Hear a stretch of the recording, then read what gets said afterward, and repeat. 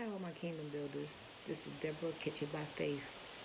More smiling, less worrying, more compassion, less judgment, more blessed, less stress.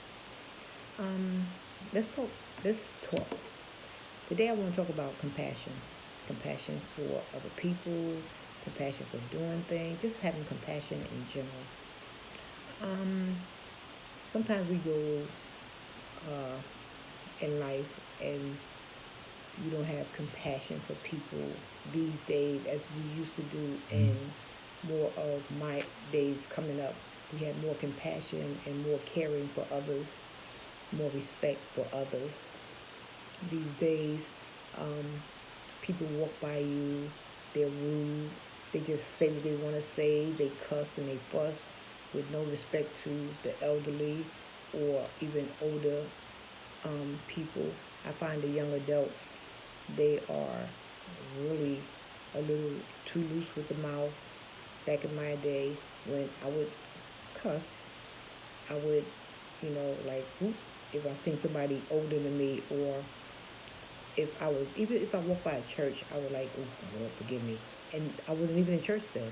But I grew up with enough common sense and enough respect and enough compassion to be around certain things and certain people or just people in general, and just have a little compassion about my surroundings and how I carry myself, you know. And I find these days the teenagers, they just don't care. They will fuss and cuss on the train.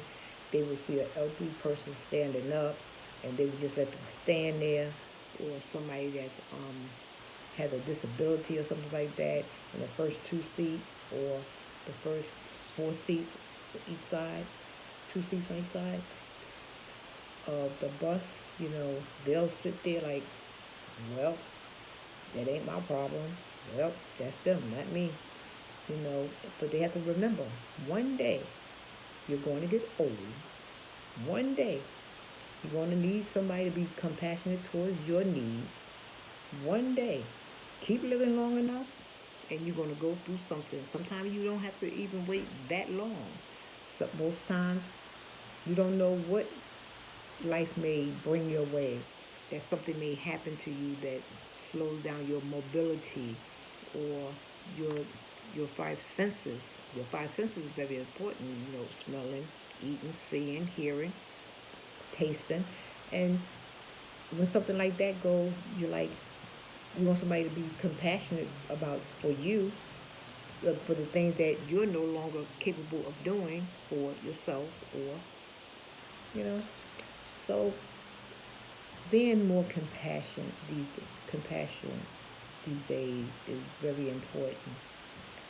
For instance, last no this last Friday just passed, and me and my sister, we went to White Castle, just going to get something to eat after going shopping for the day, for the evening, I should say, because it was after work, and just just grabbing a little bite. We went to the drive-through. That was too crowded. I said, you know what? Let's just park, go inside. Everything I say or do is always godly based, spiritually based. Or I find that a lot of things that we do is ministry. And sometimes you don't know that you're doing it, but it is ministry. Like my ministry, I find is I have a lot of compassion for others. That's why I think in my older age I'm getting so sensitive. And I have helping hands. I like to help when need be. I like to help. We went into White Castle and we ordered our food and stuff like that, and just leaned back. And I just happened to be standing there. I hadn't got my food already, and I'm just waiting for my sister to get hers. And I happened to turn to the left and saw this homeless person, and he was sitting at a table, very calm, very quiet, with his legs crossed. Just, it was freezing that day, so I know he came in for some warmth, to stay warm and whatnot. And I noticed that he had a can of sardines, with the can peeled back with a fork in it. He had a big jar of olives. I love olives. He had a big jar of olives. He had a cup of hot coffee and some other little eateries that were around him. Nothing from White Castle. It was just things that he may have purchased from a store and he just carried around with him. And he wanted a warm place to be in with something, with something to eat to get out the cold. Nobody bothered him. And I sat there and I just watched him. And he was quiet and he sat there looking out the window, older black man. And most of our homeless people, because I work for homeless services, and I know that there's a lot of mental illness, and there's a lot of mental illness in the streets with homeless people. You don't know, from 1 minute there's, be nice 1 minute, next second anything can be a trigger to them. So you can't just run up on them. You have to be a little compassionate because you don't know where their mindset, may be, because you don't know how long they've been homeless in the streets. So this man, black man, he looked like to be about 50. He could be about late 50s or so. And just his meekness of being, because I always wondered what makes a person homeless. You have a good family. I know losing a job sometimes can make you homeless, because a lot of people don't want to go into the shelter system because they find it's not safe. They find that it's a lot of stealing, a lot of fights, they're not comfortable, so they prefer to stay in the street. Also, too, they don't want to be monitored, so they're more comfortable in the streets. But when it gets cold, they either wind up in the hospitals for warmth, or they'll wind up in the subways, or on the trains, or anywhere they can find a little comfort in certain stores or something like that that's open 24 hours, especially laundries, 24-hour laundries. They're starting to pile up in there too. But this particular man, I just watched him, and I had compassion for him, for the simple fact he's somebody's son, he's somebody's brother, he's somebody's uncle, he's somebody's cousin. He belongs to somebody. Everybody belongs to somebody, whether they're homeless or what. That we cannot look down at one another. Oh, this one ain't got that, so this one don't have that. Or he's dirty, he that. This man was not smelling. This man was just sitting there with his legs crossed and just staring out the window, looking at the scenes, just eating his food all calm. I had so much compassion for him because the first thing, like I said, came to my mind was he's somebody's child.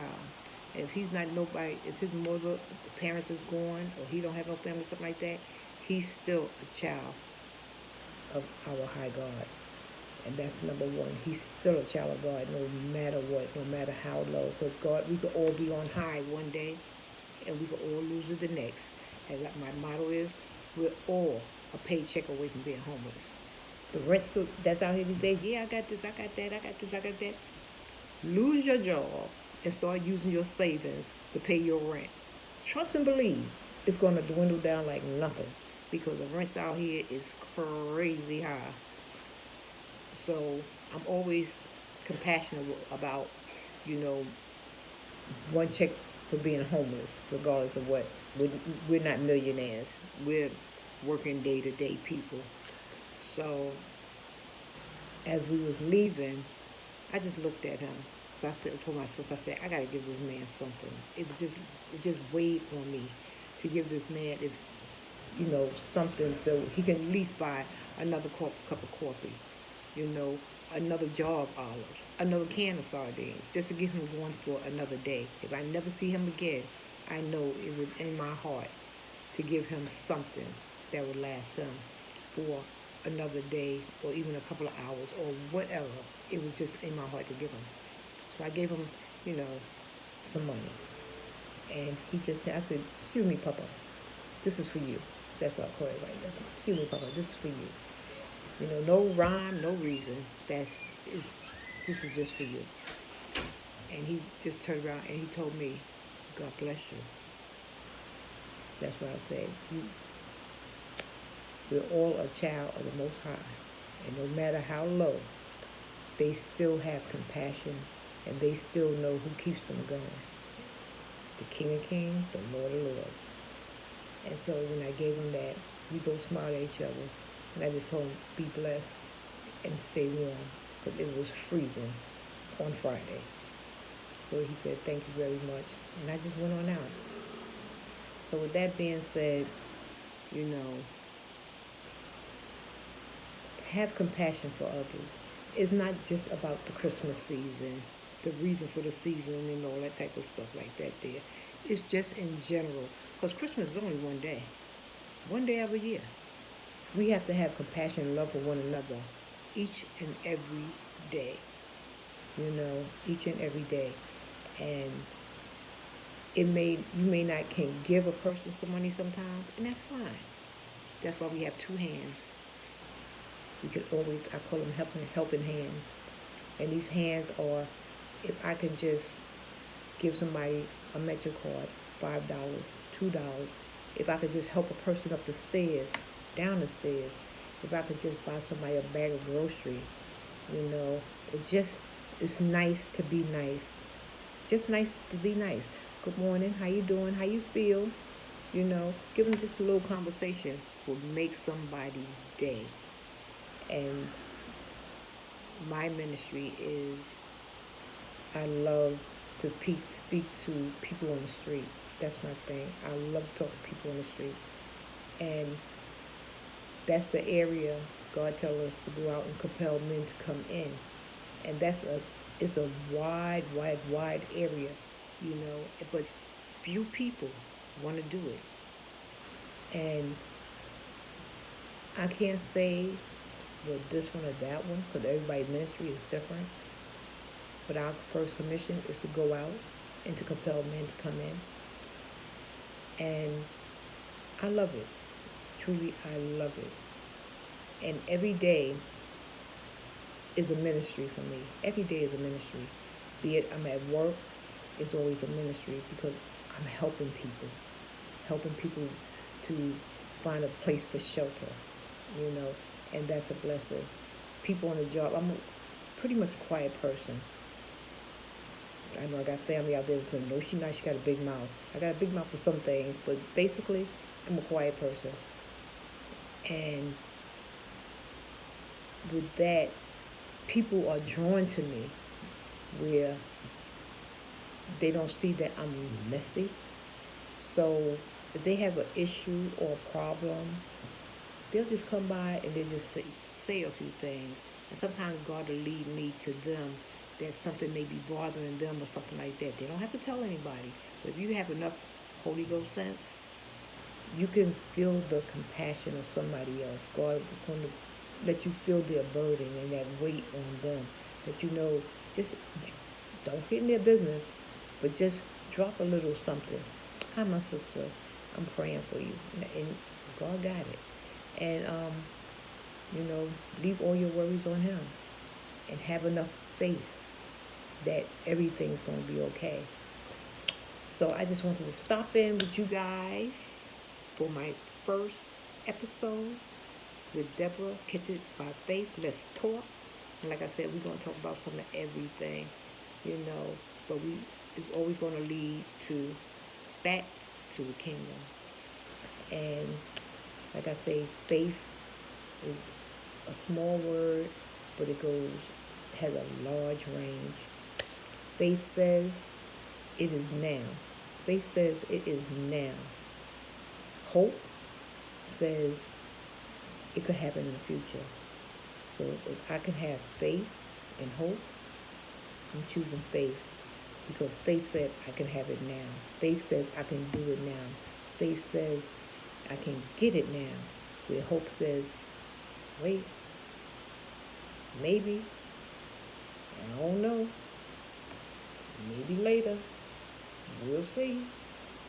Give me faith any day.